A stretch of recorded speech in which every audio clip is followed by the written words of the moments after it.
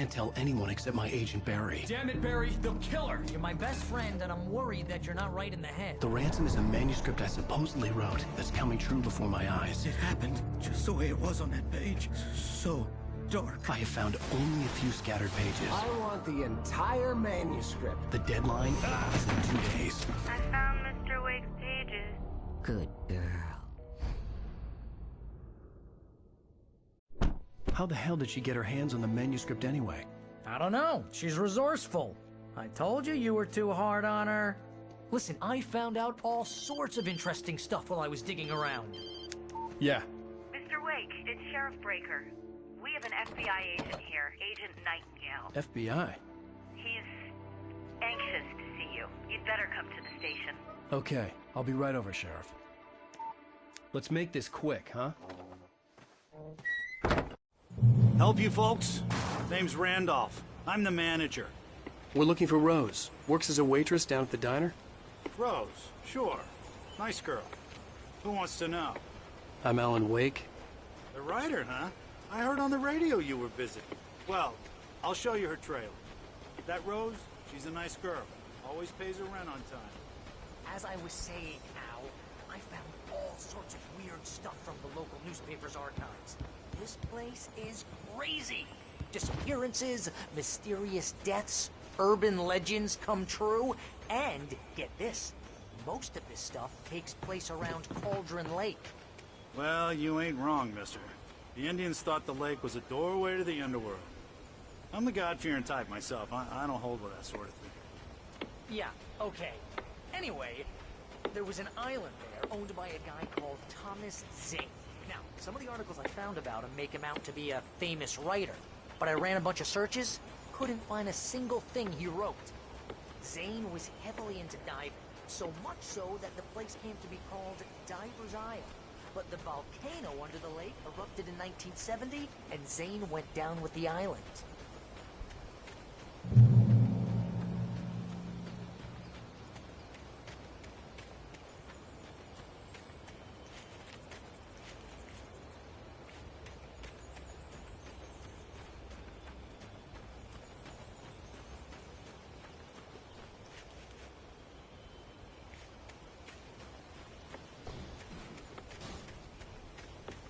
Yeah, how about that? It was there in the morning, as if it had fallen from the sky. But it would take a tornado to lift something like that. We're damn lucky it didn't crush any of the trailers.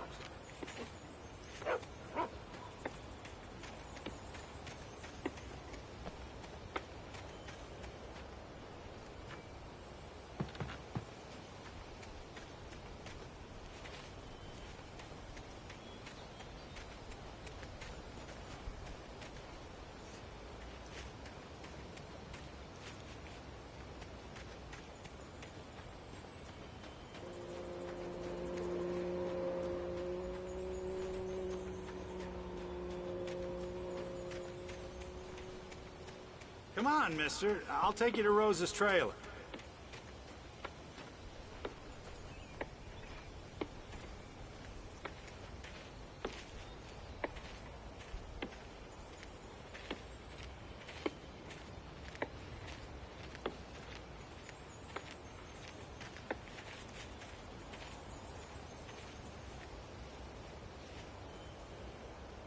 It gets better. A local girl, Barbara Jagger, drowned in Cauldron Lake just a week earlier. They were lovers. Sure, Jagger's a local spook story. The Scratching Hag comes for you in the dark. Childish stuff like that. Anyway, Al, I'm just getting to the best part. All of the articles about this stuff were written by Cynthia Weaver. I asked around, and she's that crazy bag lady you met. Yeah, anyway, she knew both Jagger and Zane before they both died, and she had some kind of a breakdown.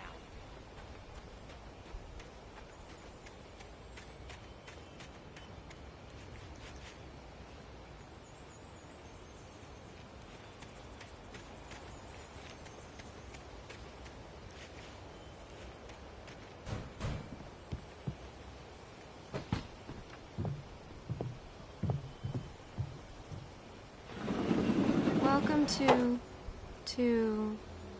Oh dear. Mr. Wake.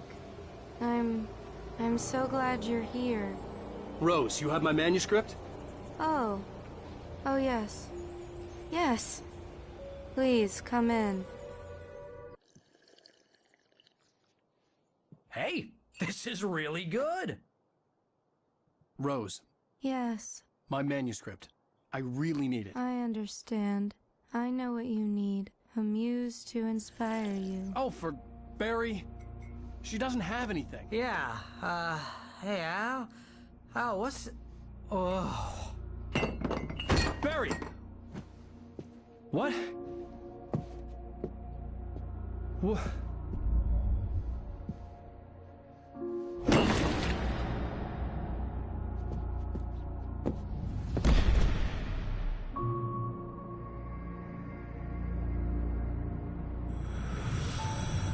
It's coming for you, hiding in my barber's skin.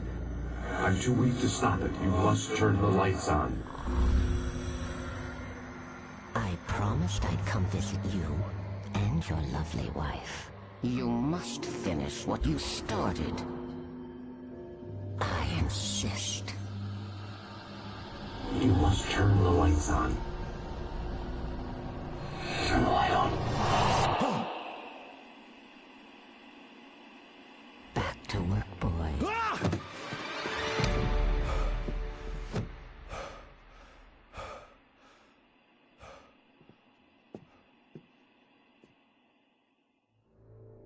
I felt nauseous, hungover.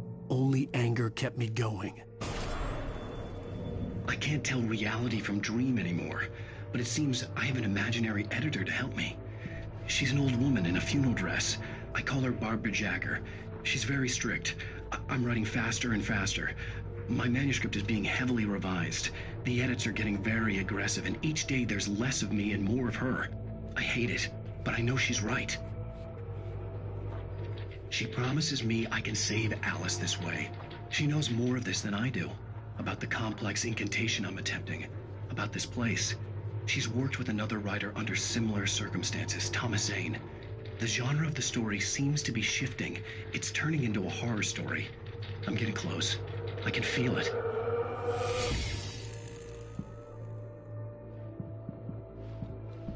Rose took a day from me. I had less than 12 hours left to meet the kidnapper. All I could do was get Barry into the car, work something out once I got on the road. Welcome to the Oh Dear Diner. What can I get you today? Coffee? I couldn't work up much hate for Rose. Something had used her to get to me and left its mark. My gun and flashlight were gone. I'd have to...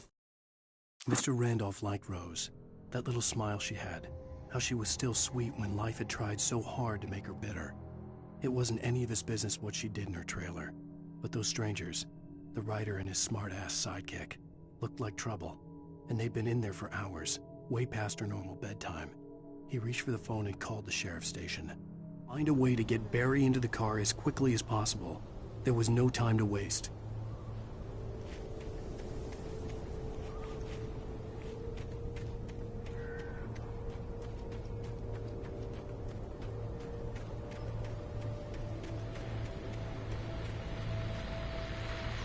I just stepped outside to catch a breath of fresh air. Let me tell you, the weather's getting heavy.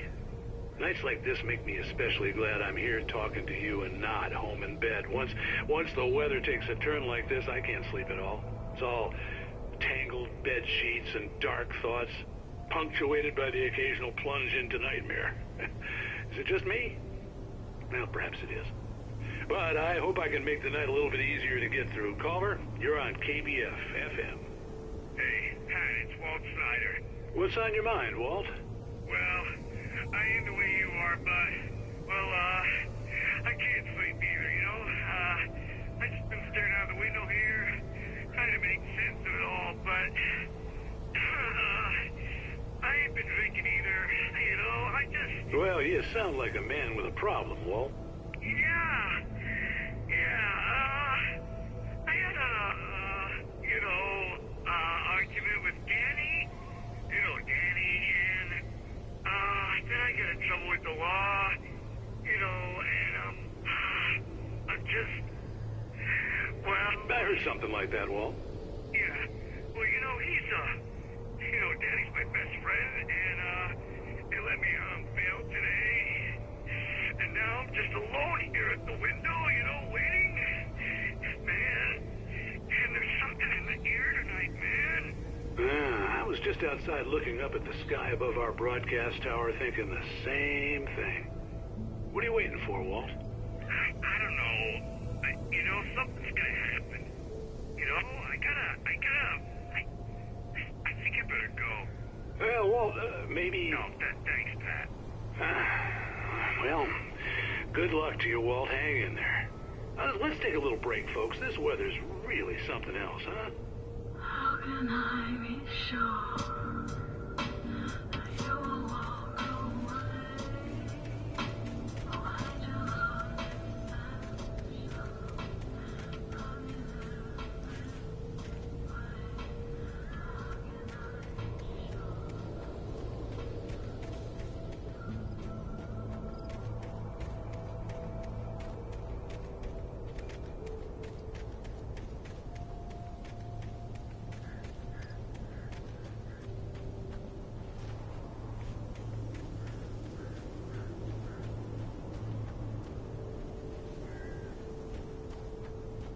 Oh, you're gonna get it now.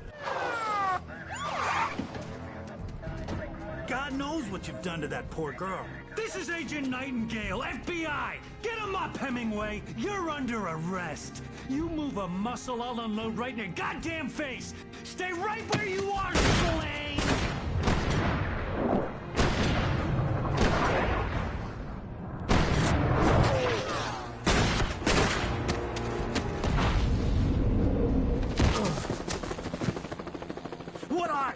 I'm standing right here, you goddamn maniac!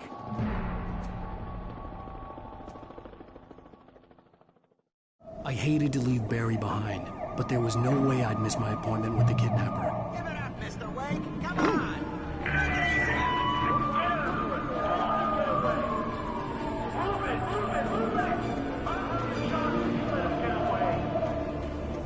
There he goes!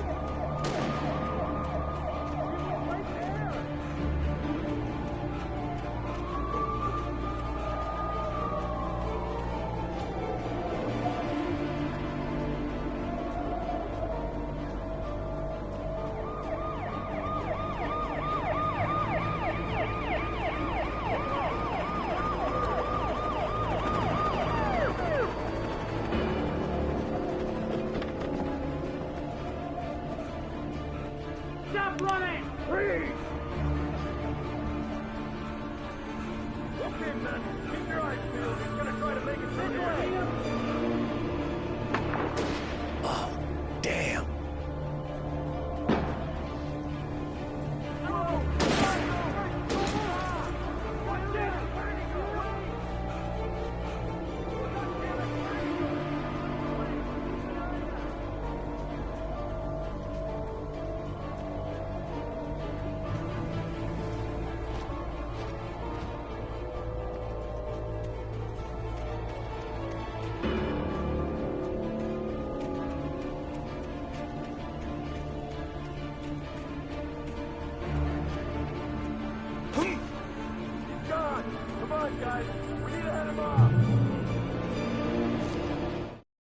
For decades, the darkness that wore Barbara Jagger's skin slept fitfully in the dark place that was its home and prison. It was hungry and in pain. It dreamed of its nights of glory when the poet's writing had called it from the depths and given it a brief, terrible taste of power and freedom. The rock stars had stirred it from the deep sleep the poet had sunk it back to in the end. When it sensed the writer on the ferry, it opened its eyes.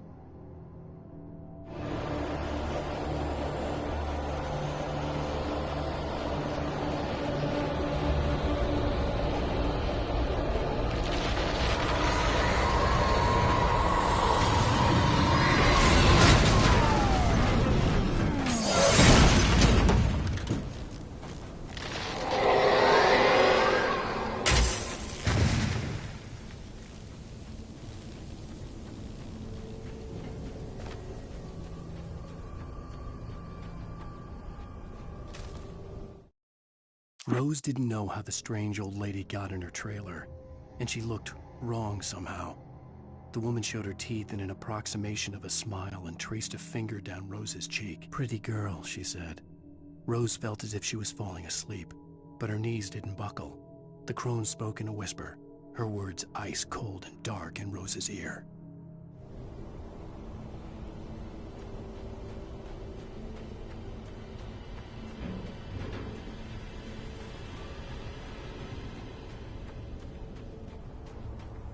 Come in, Agent Nightingale. This is Sheriff Breaker. Over.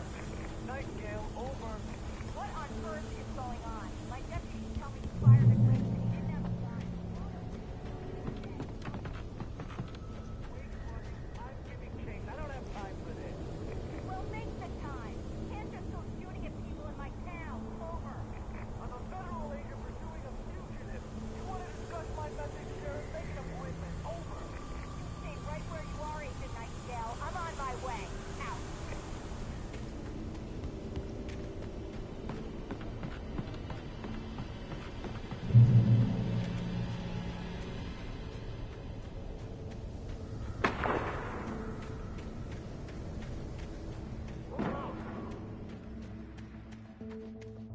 Search the area.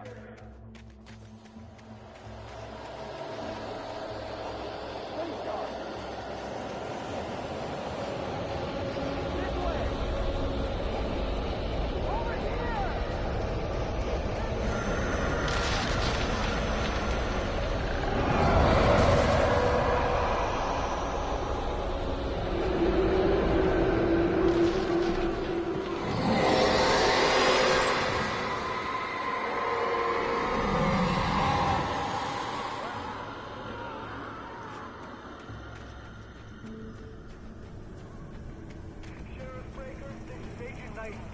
This horror was everywhere I went, circling me. The cops didn't stand a chance. They were after a writer, not a monster. Are you kidding? I mean, have you seen this guy? He wears a tweed jacket. Over. He's the guy we're chasing. If it's not him, who then? Bigfoot? Over. I don't know yet, but I'm not in the habit of jumping to conclusions. That tends to come back and bite you in the ass. Out.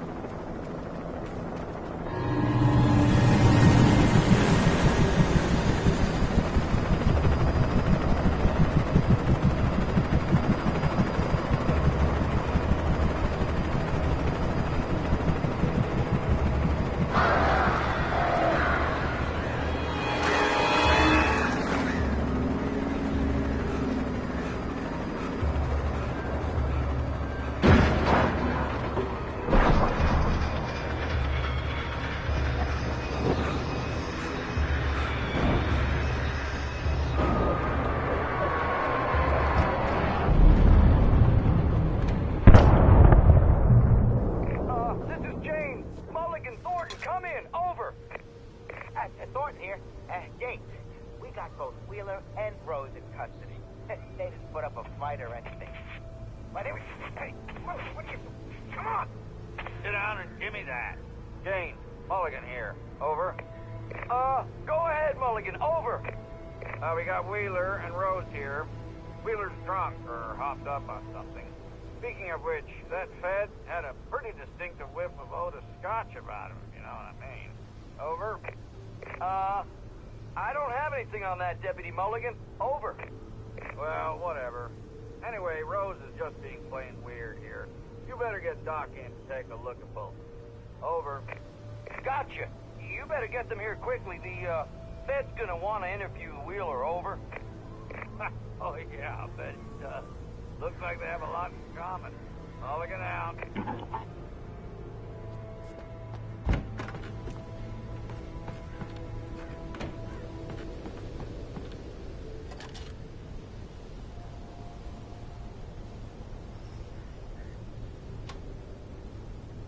I could see the lights of the radio station in the distance.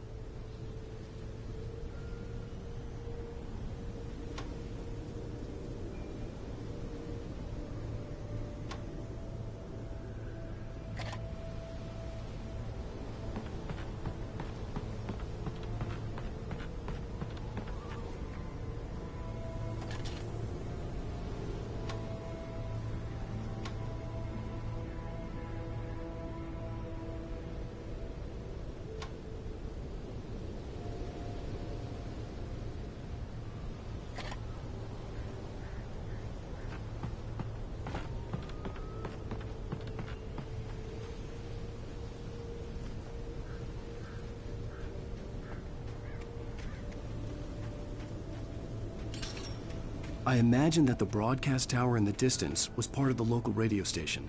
Maine seemed like a decent guy. Perhaps he could give me directions to the coal mine.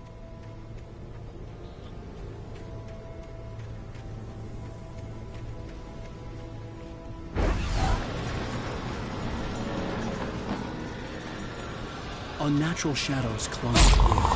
But the distance trying to stop me. I wouldn't get through without a light.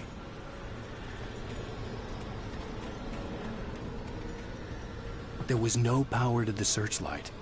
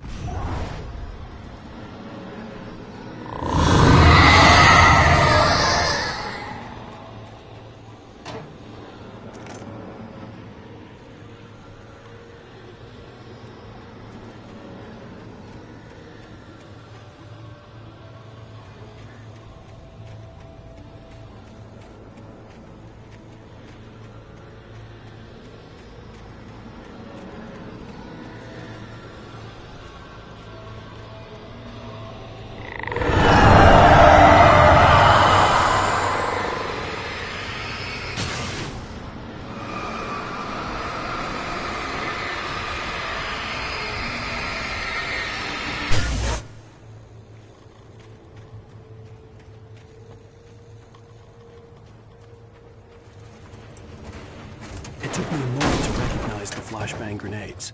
They were an ideal weapon for my situation. Team 1, come in. Over. Team 1, this is Sheriff Breaker. Report. Over. Team 2, come in. I need a report. Over. Come on, guys. Talk to me. Come in, please. Over.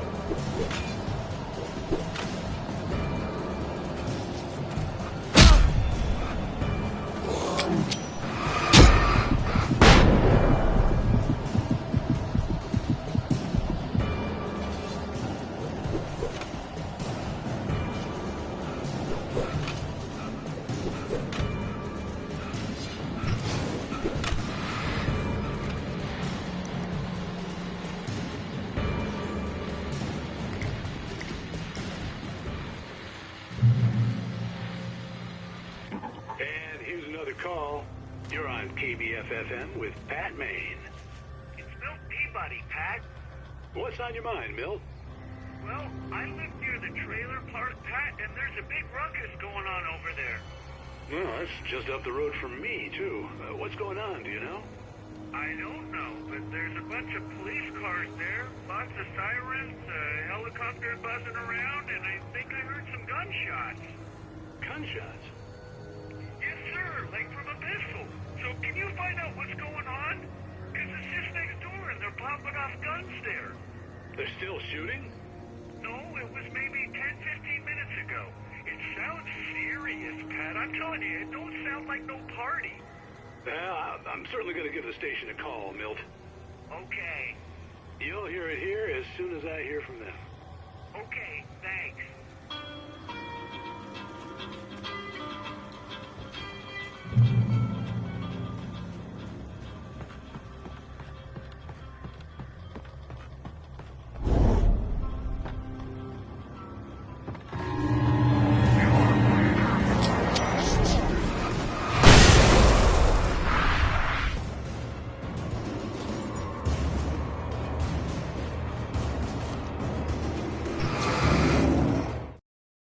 by the dark presence, Rose was lost in a dreamland where everything was drawn in black and gray crayons. The old lady had promised her that all her wishes would come true. She would be Alan Wake's muse. She was smiling so hard it hurt her face. She crushed a bottle full of sleeping pills into the coffee. Deep down inside, she was screaming in terror.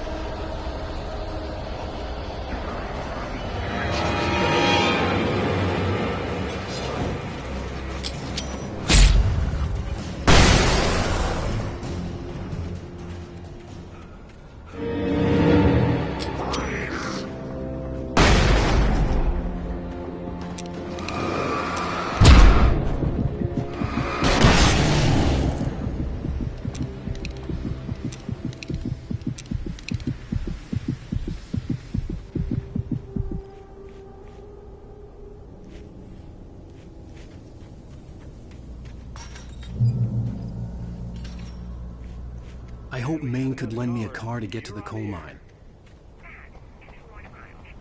Why, hello, Lorna. What do you have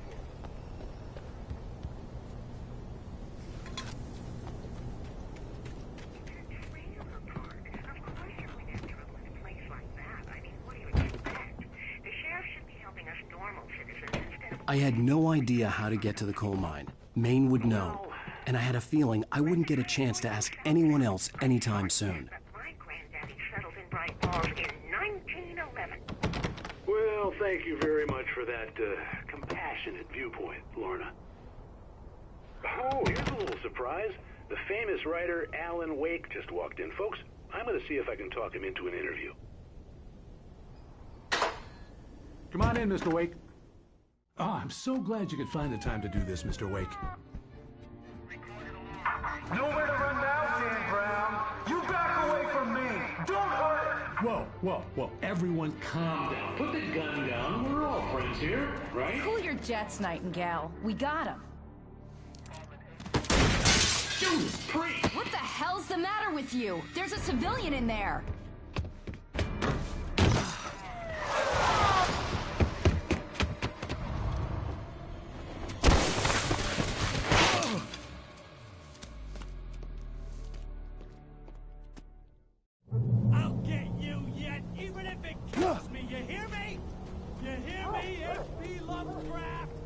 I had fallen off so many cliffs it was ridiculous.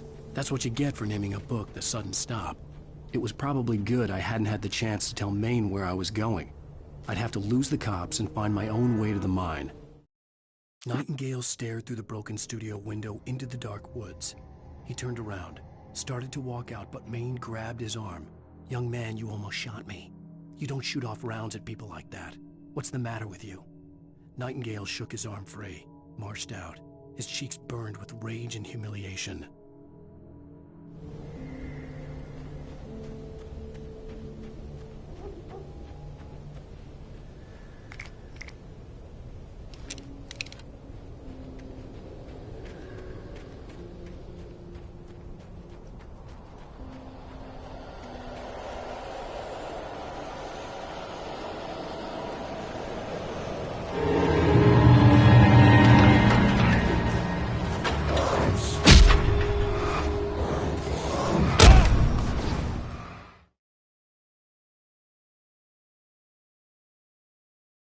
I'll get you yet, even if it kills me, you hear me?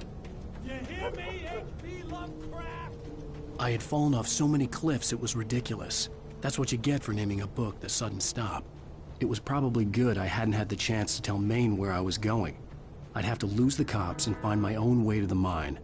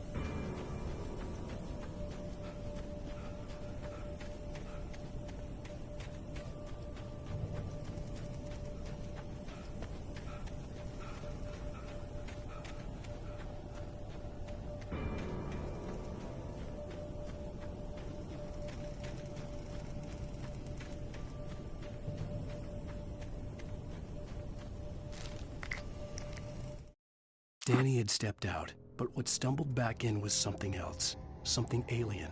A monster. Walter tried to kill it, first with his fists, then a chair. It wouldn't die. Instead, it kept coming, unaffected by the beating it had taken. After Walter managed to kick it down the cellar stairs, fear took over. He ran, got behind the wheel, gunned the engine. The booze wouldn't make him forget, but he knew he had to try.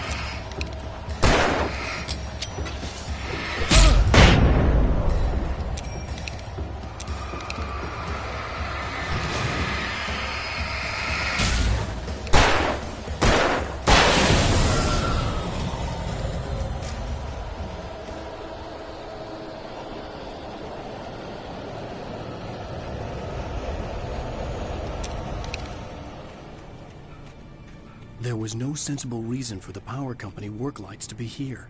It was almost as if they'd been left for someone like me to use.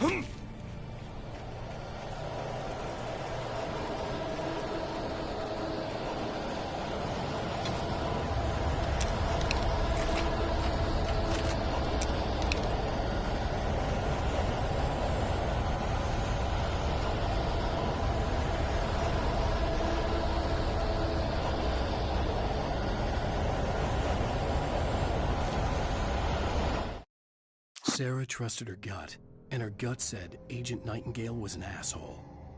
He felt wrong, and it wasn't just the smell of stale booze. It was in the way he flashed his badge, pulled rank, the look in his eyes when he wanted answers. Where was Alan Wake? What was this about an accident? Where was his wife? And most importantly, why did she let Wake go? He wouldn't answer her questions. Federal business was all he'd say.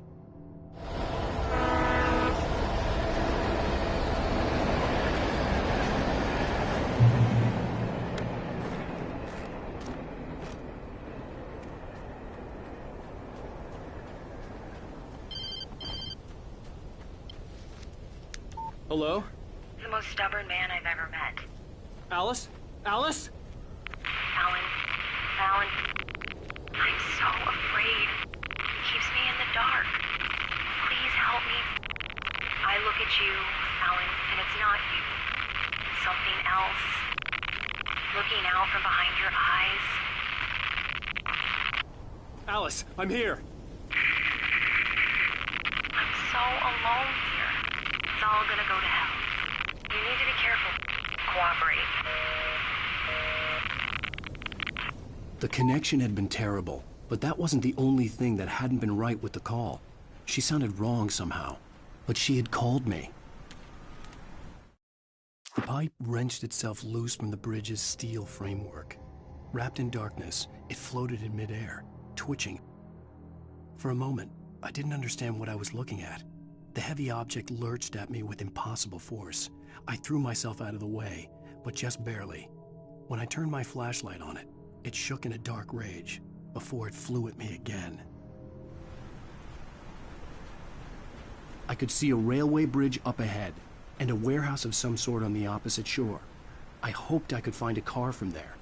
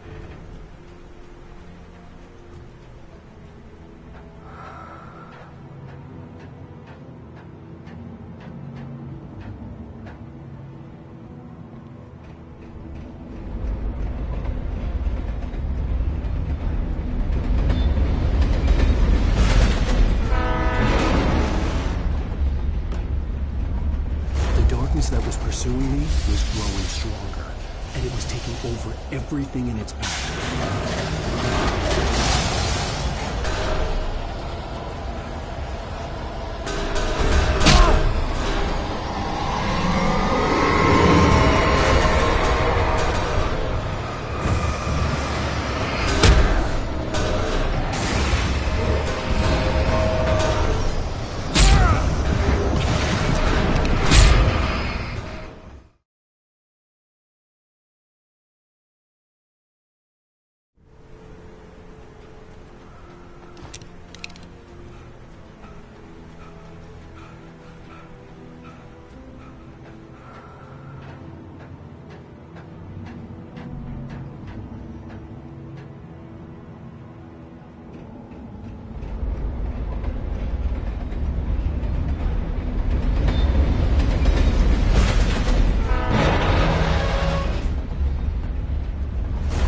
That was pursuing me was growing stronger, and it was taking over everything in its path.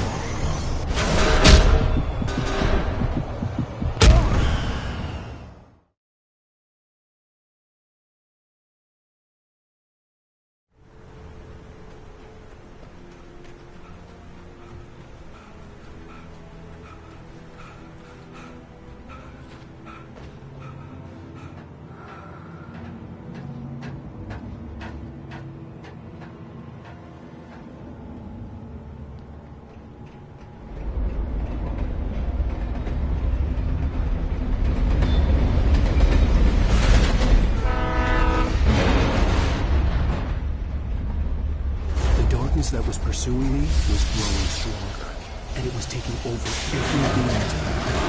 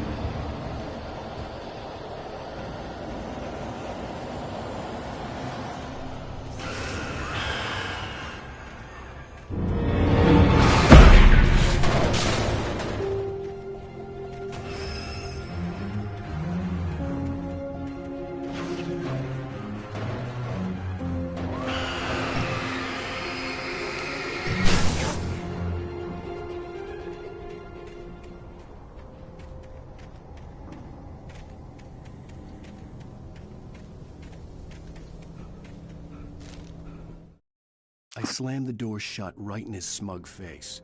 He pleaded for me to open the door. True to form, the asshole actually thought I would obey. I had no sympathy left, no guilt either, not for him. I took a moment to savor the scream. I bet I had a smile on my face. It was all that I had time for. The dark presence was inside the lodge with me.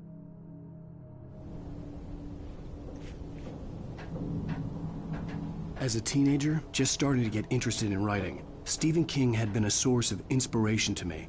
I thought about all the inanimate objects that had come to life in his books. No one is safe in a good horror story. Certainly not the protagonist. That's what makes them fun. This was anything but. The darkness could possess anything, and it was getting closer.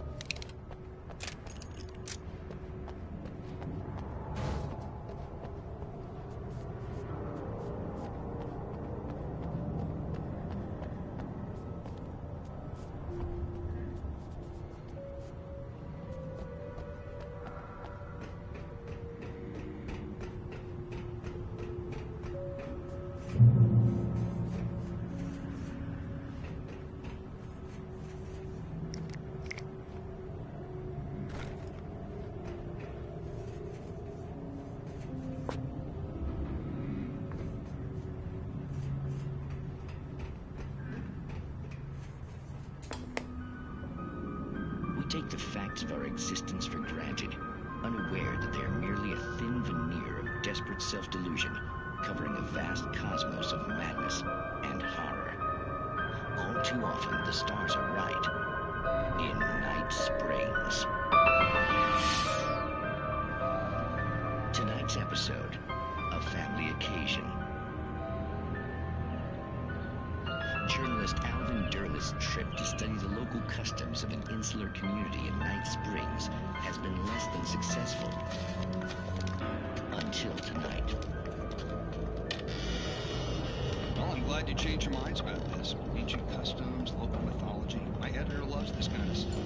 Well, Mr. Derleth, we don't want to feel like we're on exhibition. But you have demonstrated the seriousness of your intent. Oh, I am serious. Really, just do your thing. I'll stay out of your way and observe. Actually, I thought you could assist us. I'm afraid we are a man short. It would provide you with an intimate perspective. Could I really? Of course, Mr. Derleth. Well, I guess that's the least I... What would I have to do? Oh, here. Let me show you with a kiss.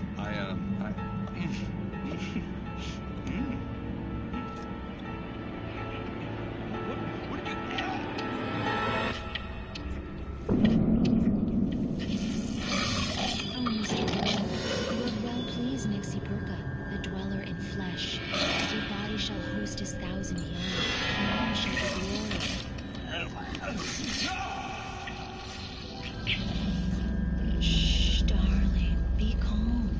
Shh. Alvin Derleth learned a harsh lesson. If you go looking for mythology, it may come looking for you. And such quests always bear fruit. Night Springs.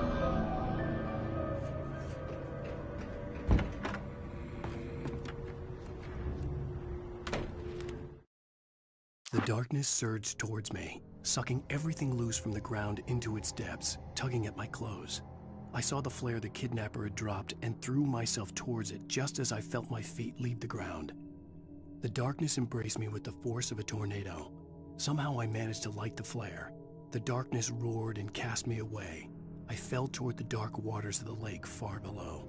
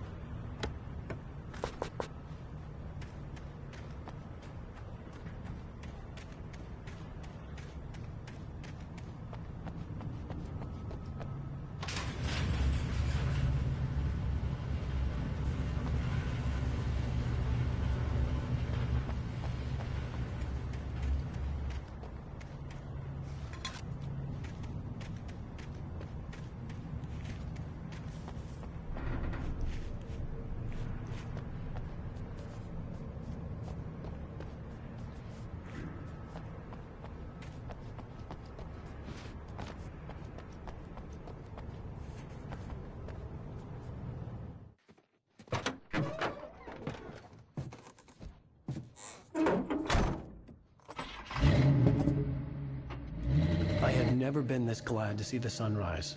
I had a couple of hours to get to the coal mine.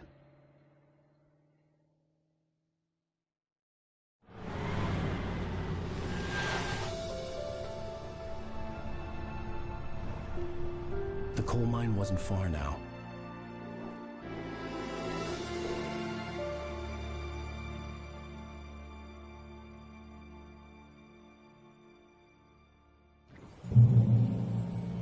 Today, I would meet the kidnapper, and he would give me Alice. I wouldn't give him any other choice. A drowning man will clutch at a straw.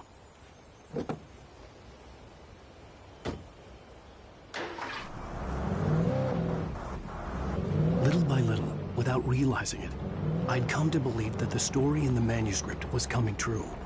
The current of its narrative had taken me deeper and deeper into dark waters. Alice had been taken from me. Barry was probably in jail. I was a fugitive from the FBI. The whole world taken over by the Dark Presence was trying to destroy me. It all felt real, but it matched a textbook case of insanity.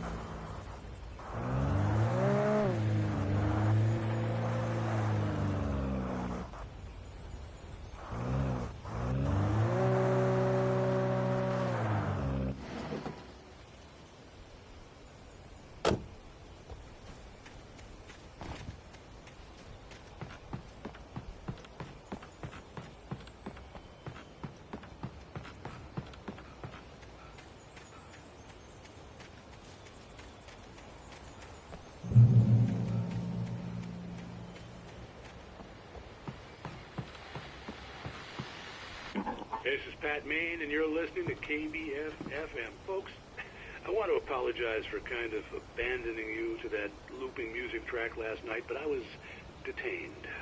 You see, I encountered a big-shot G-man with an itchy trigger finger who could use a lesson in manners and a boot in the ass. Not necessarily in that order, either.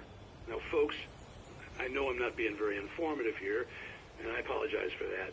I really should just keep quiet, but I'm just so peeved right now, because some people just shouldn't be carrying badges. I'm just glad that our Sheriff Breaker was there to straighten things out. And if someone I met last night is listening, let me just say, I'm sorry if my mouth got you in trouble. I'm pretty sure you're not the bad guy here. Godspeed, son. I hope you know what you're doing. Now, on a lighter note, I'll be talking to Dr. Nelson all morning. But first, a little music.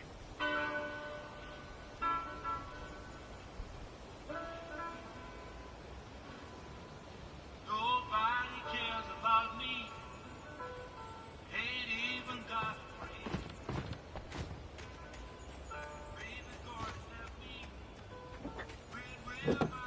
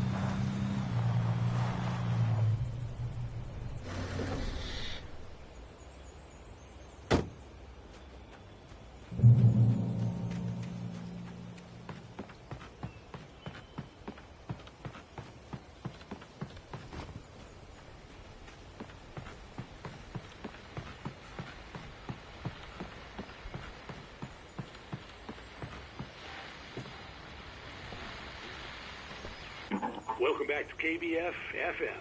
Hope you enjoyed that tune. Now, Doc, you were talking about life and finding that special someone, that soulmate. Well, you were talking about that. I was saying I don't buy it. Well, see, to me, that's strange, because I always pegged you as a hopeless romantic. You got me there, Pat. But I think love's where you look for it. And you need to do a lot of looking, sure. But the idea that there's that one special person out there for you, and if you miss that chance, it's gone forever, and you're forever incomplete. I mean, isn't that depressing? Or heck, childish even? There's plenty of fish in the sea. And apparently a fisherman has a fishing analogy for everything, but what you're saying, isn't that a little harsh? Well, no. What I am saying is that your potential for finding that connection isn't limited to what's essentially a chance encounter. How is that harsh? Yeah, well, I guess that's a nice thought, but let me say something personal here. Okay. Now, well, I don't disagree with you exactly, but I can't really fit that together with what I feel, what I felt for someone, because she was the one. She was. And I let her drift away from me. Maybe I didn't put in the work, I don't know, but, well, since then, and it was a long time ago, but since then there hasn't been anyone, not like her. And I'm not saying I dwell on her or haven't moved on. I like my life. I'm not living in the past, but I do miss the way she completed me. You can't argue with the heart, Pat. I'm sorry, folks. I had kind of a scary experience last night, and let's just say it's shaken a few things loose.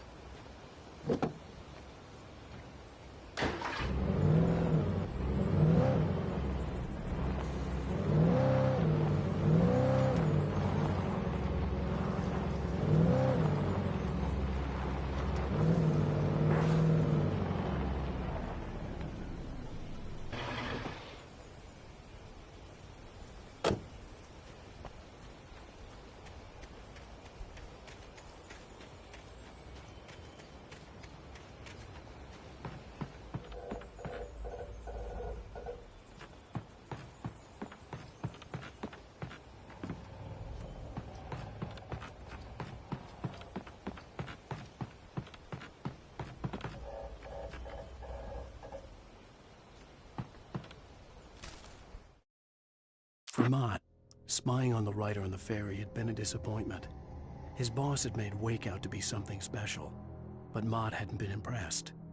He'd gotten a good long look at the wife, though, and he liked what he saw. Mott had fantasized about goading Wake into a fight, but it hadn't happened. Still, he'd get his chance to see if the writer had anything in him. He'd been promised as much.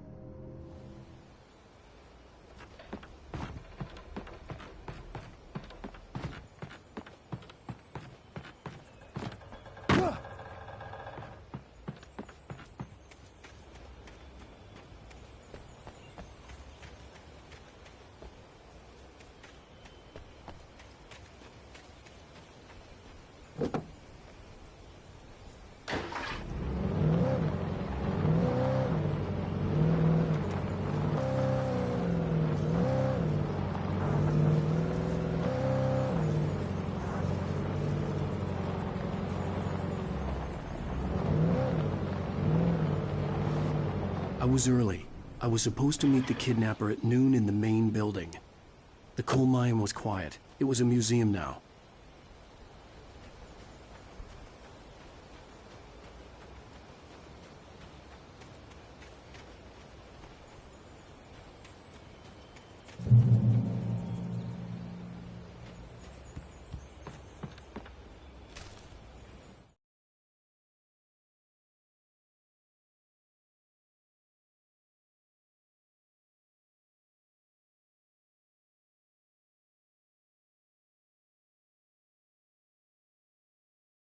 With Nightingale gone and the night wind blowing in through the broken studio window, Maine stared at Sarah. The sheriff looked away. Maine's voice shook with barely controlled anger. That boy's doing more drinking than thinking. I hope you know what you're doing, Sarah. He's got a sickness in his eyes. You take my word for it. He wants Wake for a reason, and it's not for anything good.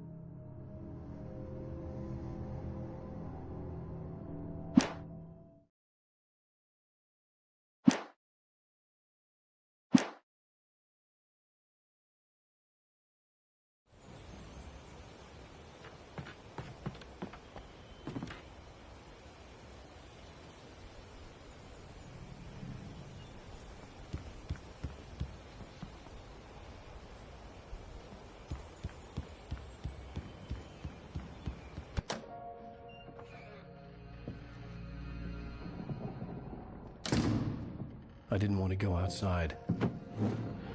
Cops had to be looking for me. The noon sun turned the place into a sauna. The day dragged on.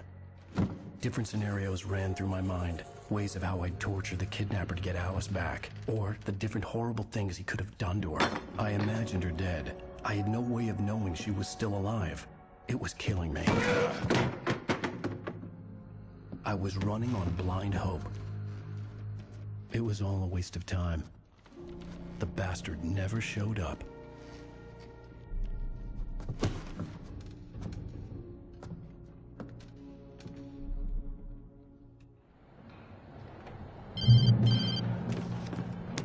Wake!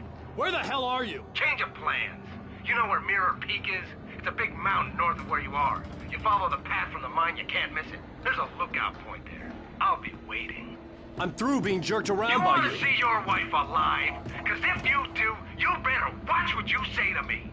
Do we understand each other? I want to talk to Alice. Yeah, and I want the manuscript. Don't keep me waiting, Wake. Hello? Hello! Ah! I'm gonna kill him! I had to get to Mirror Peak.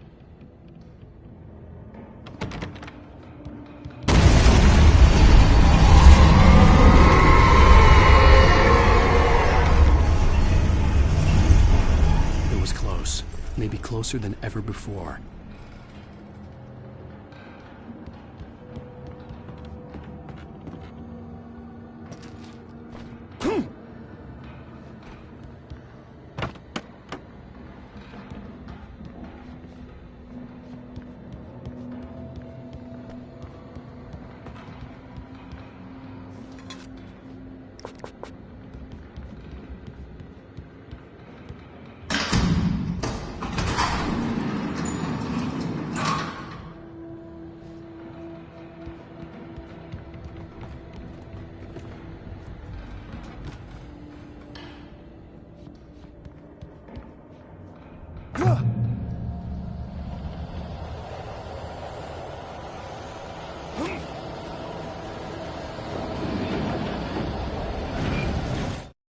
When Thomas Zane fell for Barbara Jagger, it happened fast. She was young, vibrant, and beautiful, full of life. He had never been a very happy man, and without any seeming effort, she had changed all that. Zane felt good for the first time in his life. Everything she did was another piece of a jigsaw puzzle he hadn't even known he'd been missing. And best of all, she made the words flow, strong and sharp. She was his muse.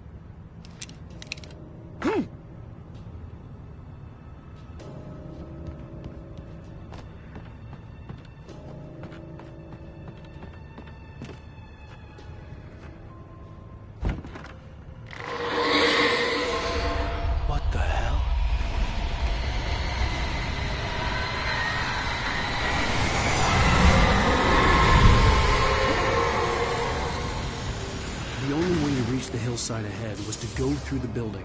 I had to find a way to avoid electrocution.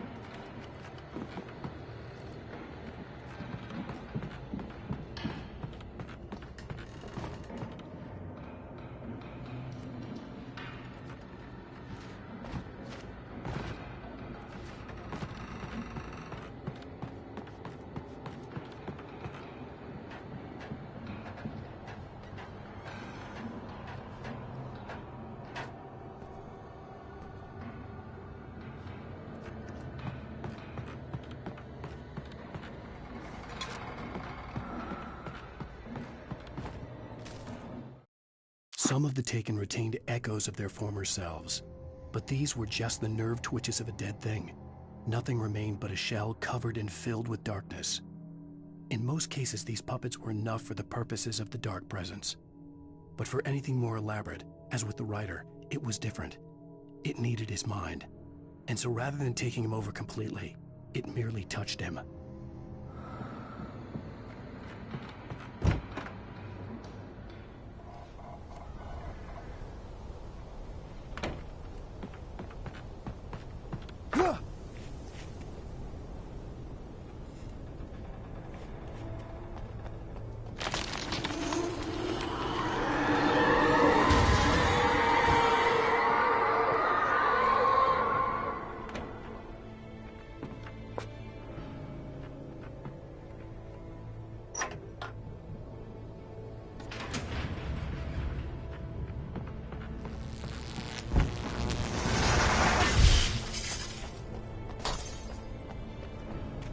There was no way the flashbang grenades were standard power company equipment.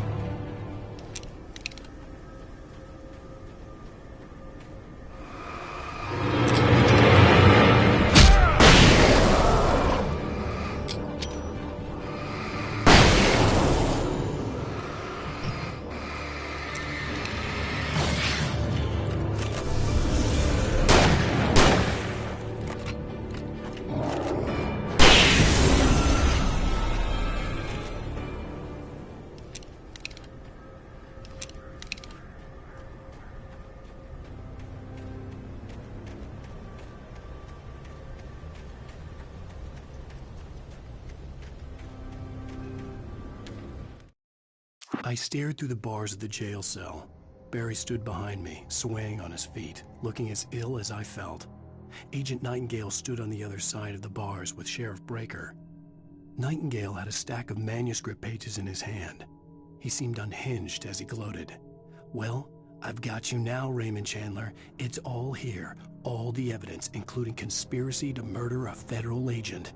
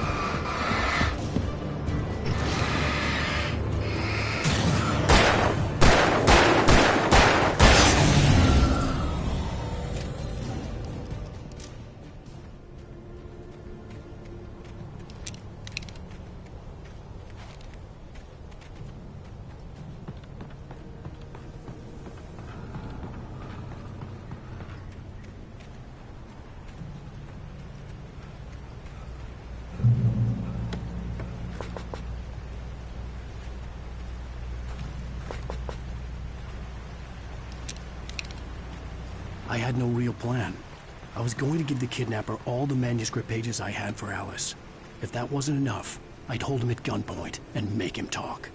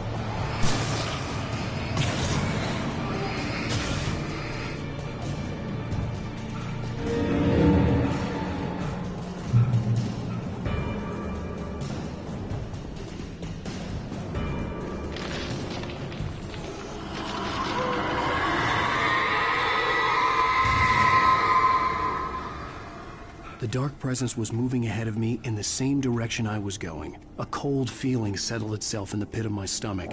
Was it going for Alice? The graveyard shift may cause cancer.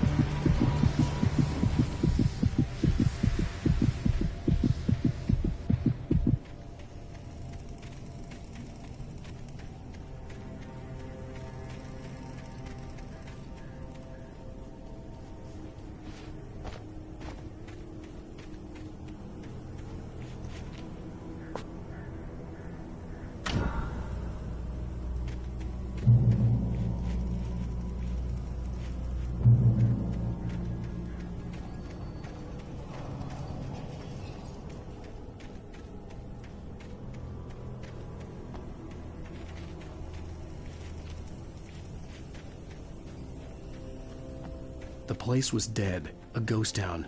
Had been for decades, maybe a century.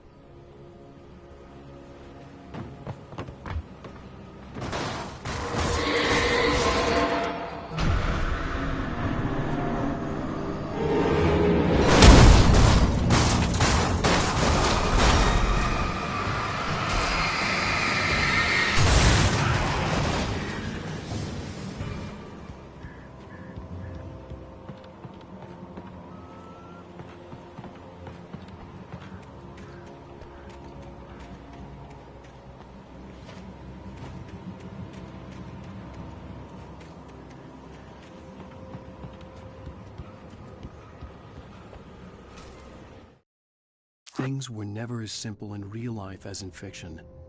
I had lost count of the times I had wished there'd be a clear reason for my writer's block.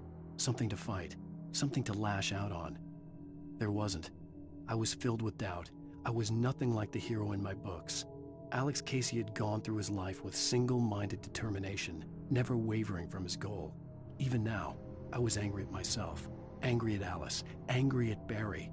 I was fumbling and I had no plan.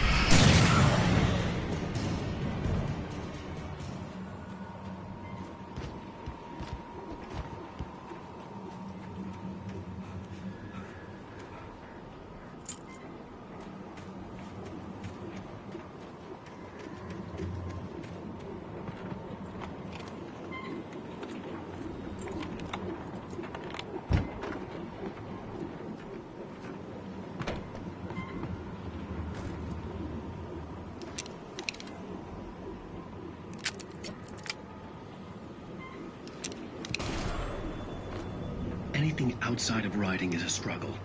I feel ill. I managed to make my way downstairs. There's a shoebox filled with books and papers by Thomas Zane. It's very hard to focus, but I managed to read some of it. He's a poet, and a good one. He writes of muses and creators summoning fabulous things from a magic lake, using his powers to shape the world of a realm of gods and dreams and demons, dark things that wait for a chance to slip through, wearing the flesh of men as disguise. Zane writes about himself, his girlfriend being taken over by a dark presence, about growing scared of the lake. Zane believes it's a mirror to the gaping void of darkness above, where some Lovecraftian presence lurks. I crawl back upstairs. I'll borrow these things for my story. They ring true. They fit.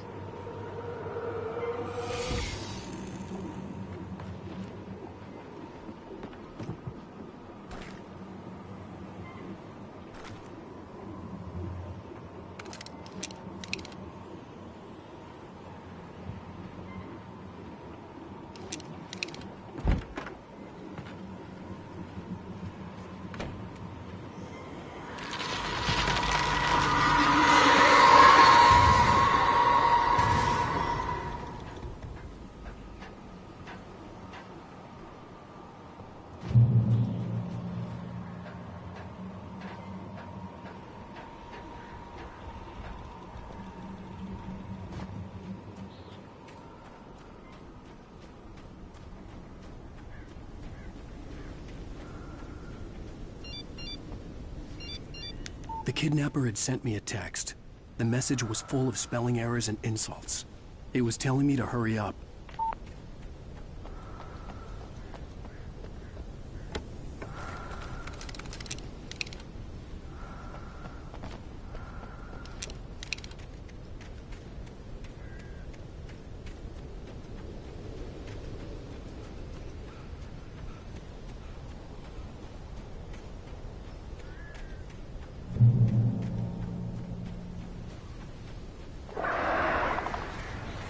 Birds.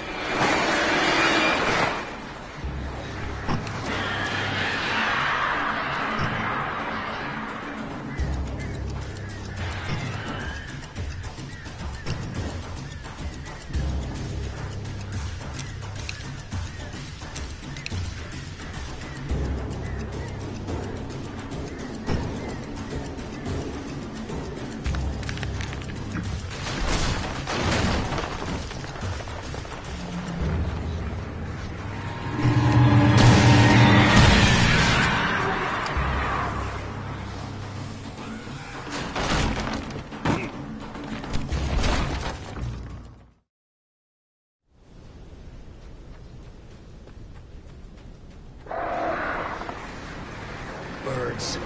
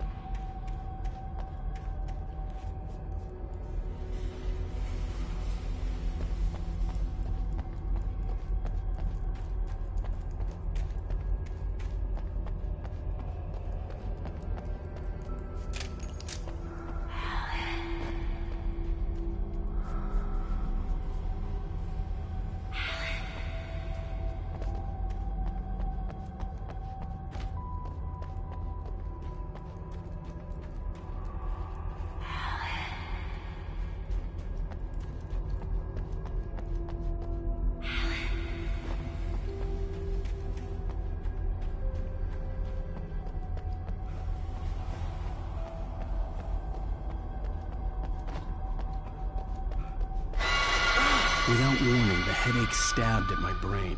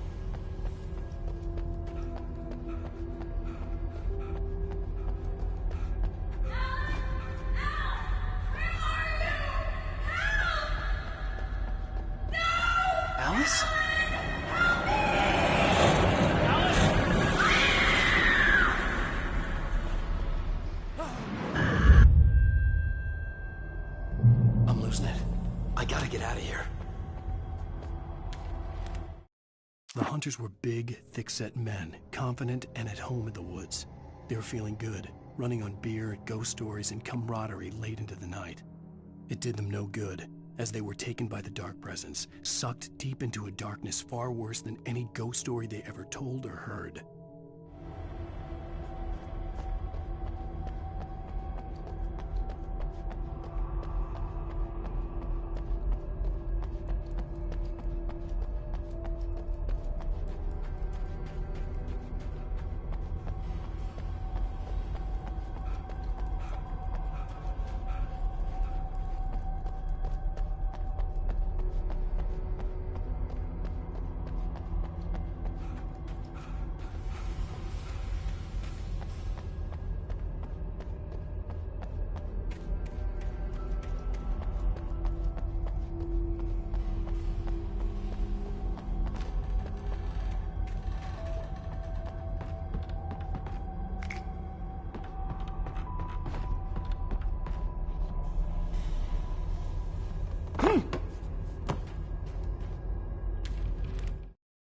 Even behind the closed doors and curtains of his grimy room at the Majestic, the local motel, Nightingale could feel the locals' eyes on him, the unrelenting pressure of their judgment.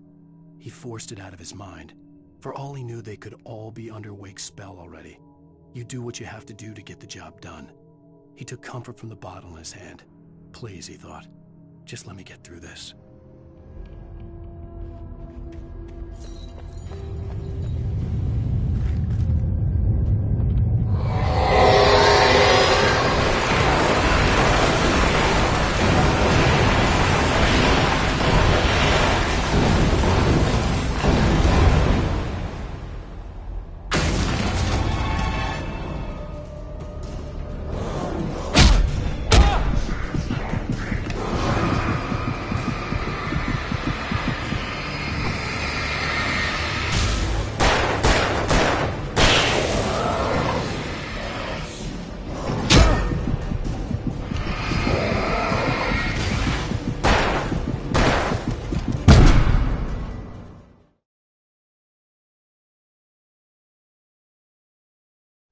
I'm losing it. I gotta get out of here.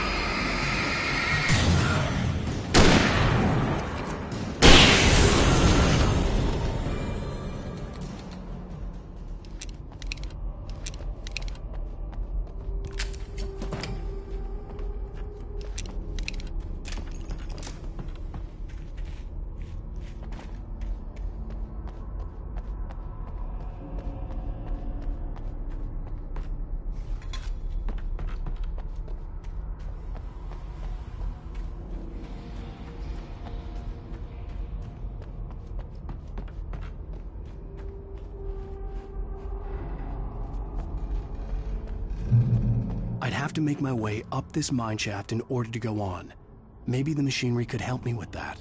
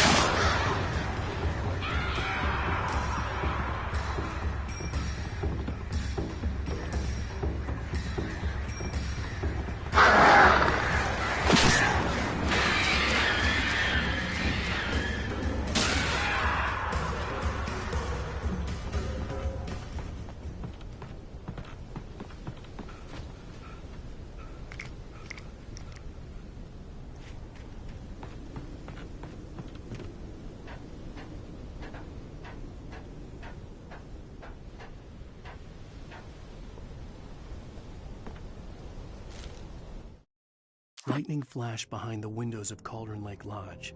Tor Anderson laughed and held the steel hammer above his head. Nurse Sinclair was trying to calm him down without success. Tor grinned madly and shouted, "My hammer's up. Here's a friendly poke from Molnir, wench." He brought the hammer down with all his might on Sinclair's head. "We're on a comeback tour, baby."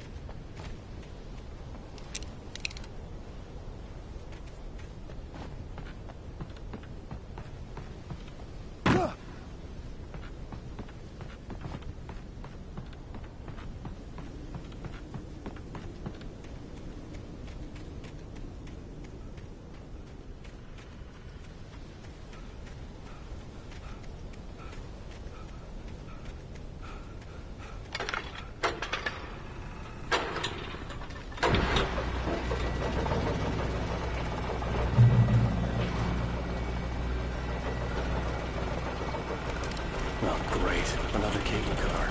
Just great.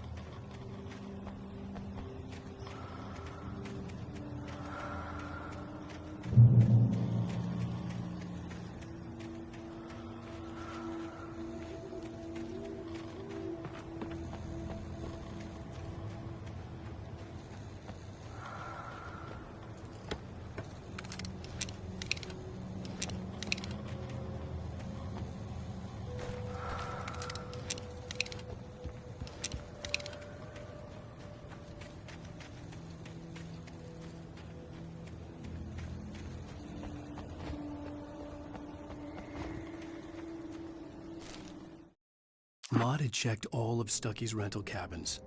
There had been no sign of the Wakes. It was dark when he'd found their car parked at the end of the road by Cauldron Lake. It made no sense. They must have taken a wrong turn, but there was no sign of them, and the car had been there for hours already. Frustrated, Mott stood on the rotten ruin of the footbridge that had once led to Diver's Isle before it sank beneath the waves years ago. The boss wouldn't be happy.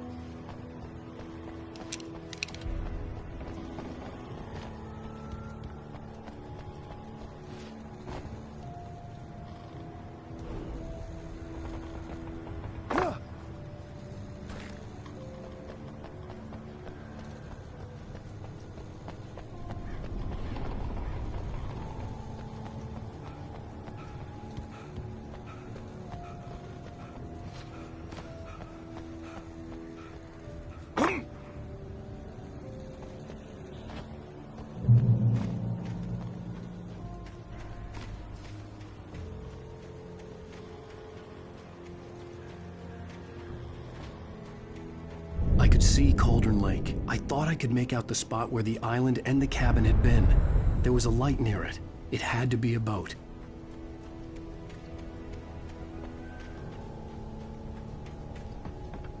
I was close now. I had to get there fast. I tried to hold on to Alice, but her form melted away. I was losing control. Dr. Hartman stood in her place. I wanted to hit him, but my arms were jelly. He smiled. It was a reassuring smile, and I hated him for it. I had to give you a sedative. Don't fight it. You went through another rough period. Right now, it's very important that you stay calm. We don't want you to have another episode. You're a patient at my clinic. Have been for a while now. I dreaded what I would find.